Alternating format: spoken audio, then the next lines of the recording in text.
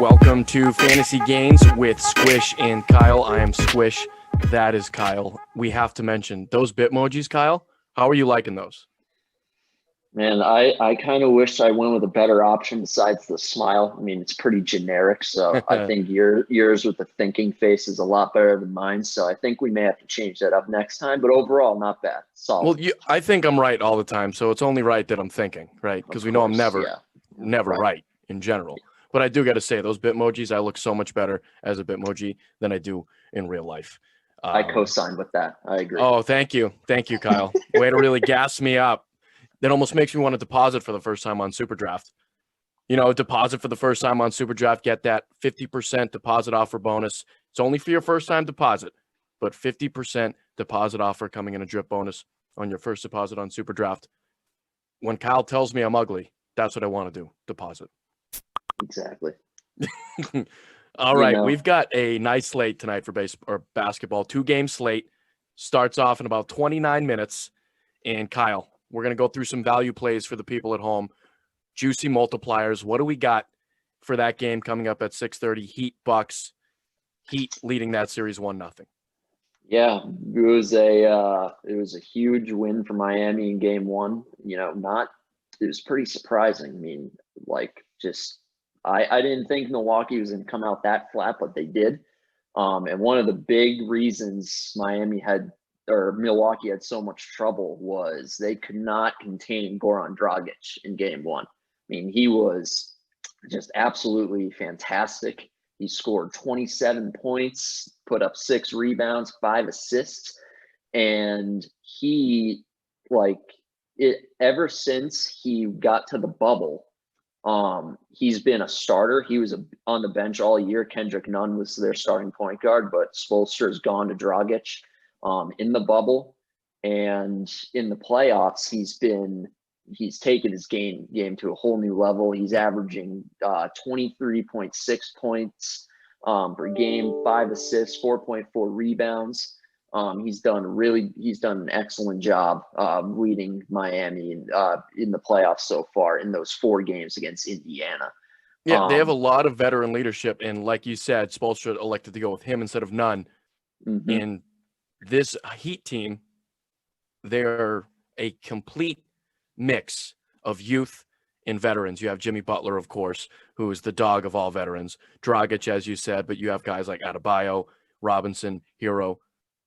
A complete mesh for that offense. Right. And what makes Dragic so appealing at his 1.6 multiplier tonight is he has been, aside from Jimmy Butler, who's been the clear number 1 guy to create offense and stuff like that, Dragic has been the clear number 2 option to create offense. Like, they have guys like Duncan Robinson and Jay Crowder and Tyler Hero, guys that are, more catch and shoot type of guys.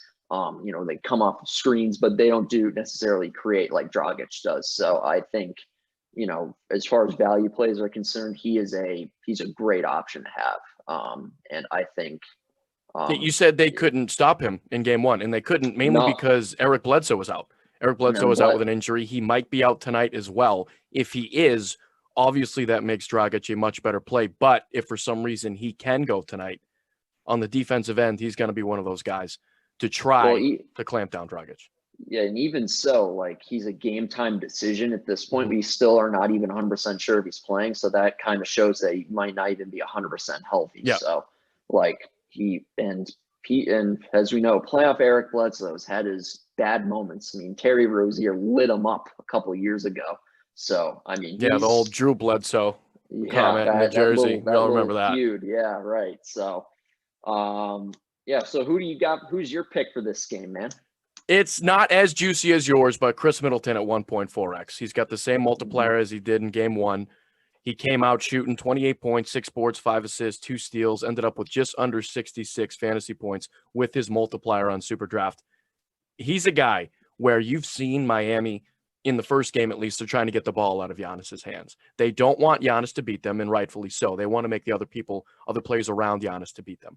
Middleton was on his game. He was ready. 12 of 24 from the field, 4 of 8 from 3. If Middleton can do the most with his opportunities, because he's going to get them. He put up 24 shots in game 1. If you can get a guy who's putting up 24 shots at 1.4x, you're doing yourself a service by putting him in your lineup. Just the sheer volume. And like we said, when Middleton's going to get those opportunities anyway.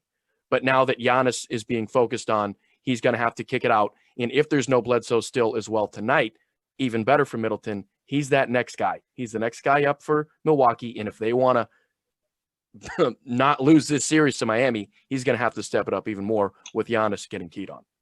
Yeah, and Giannis, we've seen in the playoffs, like it's a slower game, and he's an amazing player. He's back-to-back MVP, but when the game slows down, he's undeniably a less effective player in the half-court offense with his inability to make mid-range jump shots, his inconsistency from three. So Middleton is a guy that actually has a better like half-court game skill set than Giannis does. So yeah, I thought about other players too in the backcourt with Milwaukee, right? Obviously with Bledsoe maybe not being able to play, you got George Hill, you've got Wesley Matthews, and they played well.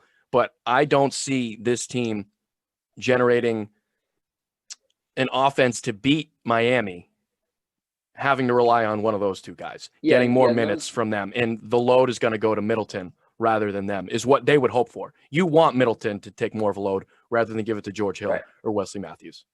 Yeah, and those guys are not consistent guys that you can rely on. I mean, there are guys that will, one game George Hill will have like his 18 to 20 points, and then another game he'll go with 4 or 5 points. He's not someone that is going to be consistently getting you, buckets night after night for Milwaukee, which is why people have been so down on Milwaukee in playoff situations anyway. Is aside from Giannis and Middleton, there's just not a lot of guys that you can consistently rely on that team from just a pure offensive perspective to contribute to winning and from a fantasy perspective. So I think it's a safe play to go with Middleton, especially at 1.4. So yeah. And we just had someone chat saying Bledsoe is starting. I don't know. I had just looked. I haven't seen that. Okay. If that's the case, he's at 1.6. Do you want to take the chance of him getting consistent minutes, hoping, I believe it was a hamstring issue, hoping that doesn't get re-aggravated? Because if he's playing, Milwaukee is doing it out of desperation already in the game too. Yeah, and I might be biased here, but I just hate Bledsoe in the playoffs. I really do. He's just year after year, he is just a massive disappointment. While he looks really good in the regular season, there's, buzz like, oh, Eric Bledsoe, he might be an all-star this year. And then he craps the bed every year in the playoffs, every year. And so I just can't rely on him. So okay, take that negative energy in terms of Eric Bledsoe and direct it in a positive way to your value play for the Rockets game. Okay, so I want you to be as passionate as as you were about destroying a man in Eric Bledsoe who's a father and a son, and I'm sure his family's watching. So just make this more clean. Eric, Eric is. I think Eric will be okay. I mean, he wants all right. To get to your Rockets pick, Kyle. Come on. I just want to get off of this Bledsoe train. I don't want this slander. No. You led me to it, so I'm going to finish my thought here and say he once tweeted, "I don't want to be here in Phoenix." So I don't have any sympathy for this guy. Well, you know what, Kyle? If you keep talking, I don't want to be here on Twitch with you. Okay, get to your pick. Here you go. I'll get to my pick just for you, Alex. Oh, thank you. So Game 7 tonight, Houston, OKC. Houston they've been kind of disappointing too. I mean, they rolled OKC in Game 5, and then Game 6, they just couldn't get the job done. But there is a guy I like a lot for Houston, and that's Robert Covington at 1.5x tonight. So he, in the last 3 games, has been playing a lot more. He's played over 30 minutes in these last 3 games, and he is averaging 18 points, 6 rebounds, and then even better, 2.7 steals and 1.7 blocks. And he's been getting torched a little bit by Chris Paul, but he's still a really good team defender and a guy that can use his length to get steals and the blocks.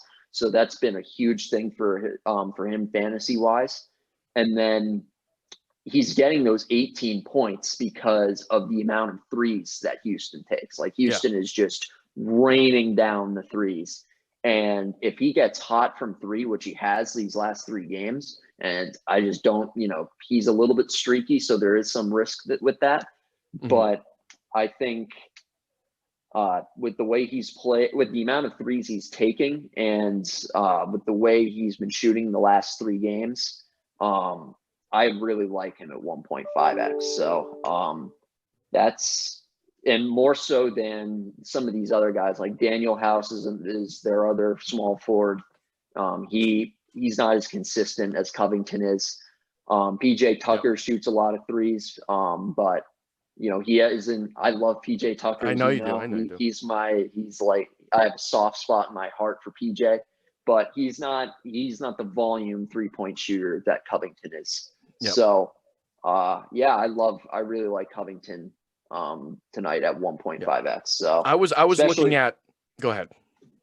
So yeah, just 41.7 fantasy points per game in the last 3, and when you factor in 1.5x, that's, I don't know, I don't have the exact math on that, but I think it's around maybe 62 per game when you factor that in. So I can tell you finished with just under 74 in the last game. Just under 74 fantasy points in his last game.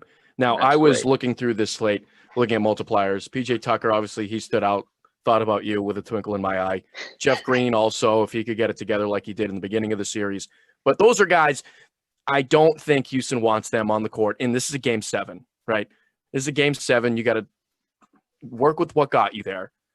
The last thing that this team wants is PJ Tucker or Jeff Green to have any burden on their shoulders at all. I like the Covington play. He's been hot. But I was looking through Danilo Gallinari.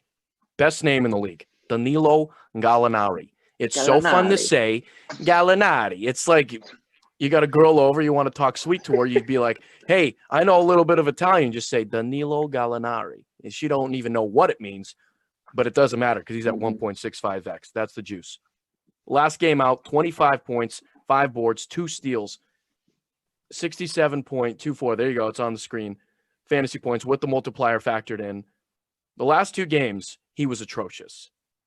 Games 4 and 5, before that game 6, atrocious. 10 total points, 3 of 15 from the field. The 3 games before that, first 3 games of the series, averaged 22 and 5 on 42% shooting. This is a guy who, if you can get, like I said with Middleton, if he's going to put up volume and he's going to shoot as well as he has, as he's shown in this series and as he did in game 6, 1.65, it makes me sing. It gives me goosebumps. You're telling me I can get a guy who's hoisting up 15 to 18 shots at 1.65, and if he's on pace like he has been in those first 3 games, he has a shot down pat, 42%. He showed he can still do it in game 6. He's a veteran. He's got a fun name to say. Why don't you just – here's what you're going to do. You're going to put Danilo Gallinari. Here's what you're going to do. Listeners, you're going to put Gallinari in your lineup, right? He's going to take down the GPP for you. He's going to win you a lot of money. Then you're going to wet my beak. You're going to Venmo me some money. It's fine. I'll allow it. But then you're going to take your girl out to a fancy Italian dinner, and you're going to pretend to be Danilo Gallinari. All right? You got to wet the beak. Give it back to the Italian community. I don't even know if he's Italian. He better be. He is. How much I'm talking. He is Italian. He is. I don't. With that case, I kind of wish I made that pick because you absolutely nailed it. And the reason why he took 5 shots in what game was that? Game 4. Yep. It was game 5 when inexplicably the Oklahoma City was fine with Luenjins Dort shooting 9 shots in the first quarter. This dude can't do anything. He's one of the worst shooters I've ever seen. And they're just letting him shoot these threes. He's like, all right, Lou, let's miss another 6 in a row. And let's have Danilo only shoot 5 times during the whole game. Yeah. And thankfully, Billy Donovan and Chris Paul, they've made the adjustment in the last game, and we saw what Gallinari did. Yes. And I believe I think Donovan is overall a smart coach, so I trust him to make the adjustments and not have, not play into Houston's hands of having Lou Dort, who's a great defender, by the way, Yep. has done a really nice job on James Harden. Arizona State. Yeah. Shout out to Arizona State. And Maybe. I don't know. But he's not a shooter. So I think now that they've realized that plays right in Houston's hands of letting Lou Dort shoot all those threes, I think Gallinari is going to be a really safe pick. And everyone should be taking their girl out to the Italian restaurant and saying, Gallinari. Gallinari. Order some nice calamari, some calamari. All right. Basketball, you see that? Done with that. That's over the shoulder. Going into football now. We got 10 minutes left. Let's get through this. Quick preview for NFL. It's coming up in a week and a half or so. Yep. We got some juicy plays for you. I'm going to start. I'm all over Jimmy Garoppolo. Jimmy Garoppolo has made me salivate for the past week and a half looking at his matchup and looking what he did to this Arizona Cardinals team last season. All right? You'll see it on your screen right there. 741 yards in the 2 games. 8 touchdowns. He was 62 of 82 in completions and attempts. Impeccable. This guy, you need to start him. There's no other quarterback you need to look at as far as I'm concerned. 53.2 fantasy points per game with that multiplier against Arizona last season. It's a must start. We don't even have to really talk about anything else, but I'm gonna. Arizona isn't your father's Arizona Cardinals, right? They're going to be coming in with a new offense. Just got DeAndre Hopkins, Kyler Murray, second year under his belt. They're going to be flowing. They're going to be scoring. And if you think they couldn't score last year, in the 2 games against Arizona, they averaged just over 25 points in those games. So San Francisco is going to have to score in this one. And what are they going to do? Throw the ball. Oh, wait, they like to run the ball. Why didn't you say that, Squish? Yeah, I know they like to run the ball. They're the 49ers. In the first meeting, they ran for 101 yards. Pretty good. Not as much as you'd think with this San Francisco offense. In the second game, only 34 yards. You beat this Arizona Cardinals team through the air. And that is that. No other questions. There you go. You don't need to look at any other quarterbacks. He's your starting quarterback for week 1. That's it. But I'm going to give you another one. And this is just it's a complete flyer. If you really want to pivot, go against the grain. I don't recommend this, but I do recommend this. Get a little T-Mobile in your life. I know you probably get Verizon, you probably get Sprint, better service. T-Mobile's a piece of crap wireless network. Am I right? Yes. T-Mobile. You're 100% right. He's playing Cincinnati. You got to look at it. Cincinnati allowed 45 yards or more rushing to quarterbacks last year 5 times. They only allowed 1 quarterback to not total over 200 yards of total offense last season, and that was Tom Brady. That should tell you how bad Tom Brady was last season. Sorry, Kyle. Sorry, Chris. Sorry, Pats fans. I'm just saying. He was the only one not to do it against this Cincinnati Bengals offense. This team, Anthony Lynn was his offensive coordinator in Buffalo, and it was Tyrod Taylor's best statistical season. There's not a big sample size. All I'm saying, he knows how to work with them. He knows how. It was a long time ago. Yeah, I'm honestly not sure if Tyrod Taylor can even run anymore. But it was a long time ago. But this is a flyer. This is if you want to, what? I'm feeling lucky tonight, and I want to buy my girl an Italian dinner. I'm going to put Tyrod Taylor in my lineup. Okay, I like that. Not really, but that was a long time ago. I really like the Italian Stallion pick. I mean, that's what Jimmy is. He's the Italian Stallion. So I like that one a lot better. Quickly, one of my guys, the new New England Patriots quarterback, Cam Newton at 2x. It's a little risky because he hasn't played in a while and we still don't really know what to expect from him, especially with the chemistry with the receivers. But they're playing Miami, they were dead last in touchdowns allowed to quarterbacks with 39, and they were ranked 26th in passing yards allowed to quarterbacks last year. So I think this is a nice soft landing for Cam Newton to get off to a good start in New England. Think we could see some dabs in the end zone? Yeah, we'll see a lot of dabs like that. Was that a good one? That was a pretty good dab, Kyle. That was great form. I know. I practiced that in the mirror this morning. But N'Keal Harry, I think, is going to be able to. They've developed some chemistry over the offseason, him and Edelman. So I think, home game, even though there's no fans that are still in their home stadium, I think that's going to be I think at friendly 2x, that's for sure. 2x. It's a why not pick. Why not? We got 5 minutes left. Lightning round, Kyle. Give me a running back. Give me one of your running backs. So Lightning one of my round. This means quick. Yeah, absolutely. I got you. So Josh Jacobs at 1.5x is Carolina last year, they were second to last in fantasy points allowed to opposing running backs. Yep. And Oakland, or Jesus, I'm already screwing this up. Vegas, I mean, they're going to be running the ball with Josh Jacobs. I mean, he got Henry Ruggs in the draft, but they're still primarily their running team. And Jacobs had a phenomenal rushing season last year. I think they're going to use him a lot. And Carolina, not only were they bad last year, but they were bad with their all-pro future Hall of Famer, Luke Kuechly. Yep. And guess where he is now? He's on the couch. He's not playing. So Kyle, we got to teach you what a lightning round is.